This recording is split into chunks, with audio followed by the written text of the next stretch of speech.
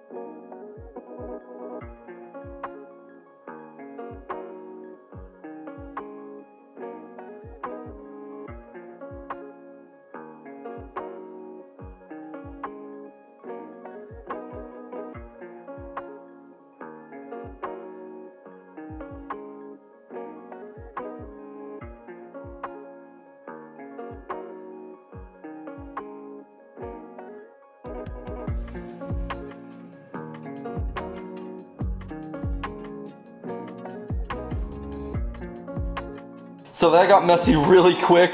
Just fair warning, radiator fluid's coming out here and here when you pull that out. Like, it is going to whoop. So make sure you're doing this with a towel or something so you can plug that up. Other than that, that was fairly simple. So yeah, let's get on to the next step.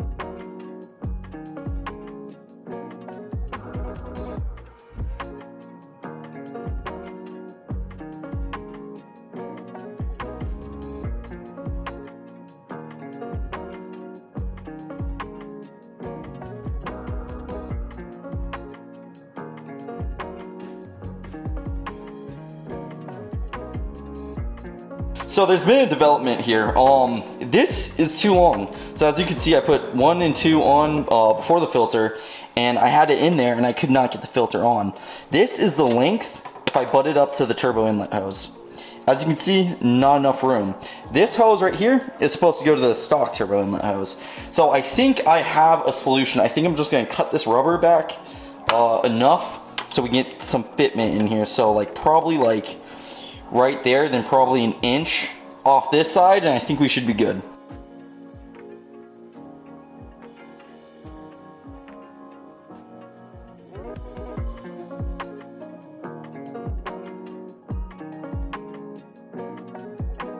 So this is how much I ended up shaving off. So not much, probably like 2 inches total, but I think this is gonna give us enough clearance.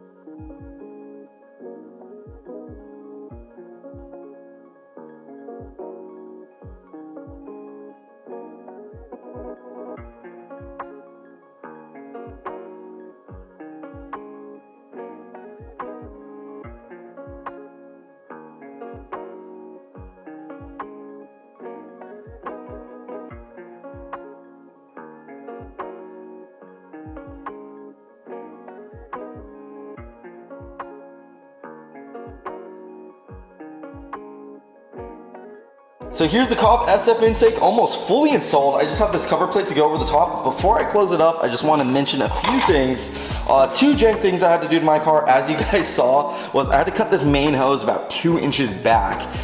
That's because my turbo inlet hose is huge and there wasn't enough room for my filter. So I had to cut that 2 inches back. Hopefully you won't have to do yours like that. But there's a second thing that was super jank, is I had to drill a hole through the box for this ground wire. I believe it's ground wire. I'm pretty sure that's what it's doing. To be honest, I have no idea really what that wire is doing, but a good rule of thumb in my opinion is if it's plugged in, it should probably be plugged in afterwards. So I ended up drilling that hole because that was the only way I could connect these 2 wires. Another thing to know is the MAP sensor goes behind here, and and goes through right there. There's a hole back there for the MAP sensor. Then it goes under and plugs right in. But those are just my 2 little things for you guys. Hopefully you won't have to do that to your car. Other than that, it's been pretty damn simple. Really excited to see this thing pretty much closed up. I'm gonna put the cover over the top and then we're gonna get our final look.